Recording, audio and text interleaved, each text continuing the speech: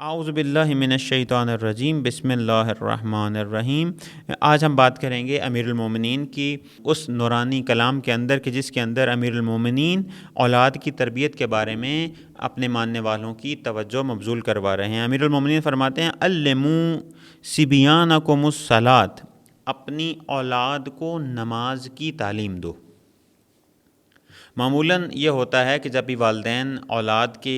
کو نماز کی طرف یا قرآن کی طرف راغب کرنا چاہتے ہیں تو وہ یہ کہتے ہیں ابھی چھوٹا ہے، ابھی بڑا ہو جائے گا تو خود ہی کر لے گا۔ دیکھیں جس طرح پچھلی حدیث میں عرض کیا کہ بچے کا جو ذہن ہے، بچے کا جو قلب ہے، بچے کا جو عقل ہے، شعور ہے، وہ خالی زمین کی طرح ہے، اس میں جو کچھ آپ ڈالیں گے، جو کچھ بیجیں گے وہی اگے گا۔ تو اگر ہم بچپن میں اس چیز سے غافل رہیں تو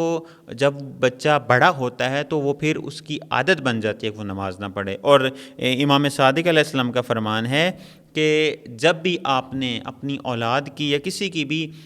تربیت کرنی ہے تو وہ زبان سے نہ ہو بلکہ اپنے عمل سے ہو، یعنی اپنے عمل سے آپ بتائیں بچے کو کہ نماز پڑھی جاتی ہے، اپنے عمل سے بتائیں کہ قرآن پڑھا جاتا ہے، اپنے عمل سے بتائیں کہ والدین کے ساتھ کس طرح سے پیش آیا جاتا ہے، اپنے عمل سے انسان بتائے کہ کس طریقے سے ہم نے اپنے بہن بھائیوں کو ٹیکل کرنا ہے، کس طریقے سے اپنے بہن بھائیوں کے ساتھ ہم نے رویہ اختیار کرنا ہے۔ انشاءاللہ خداوند متعال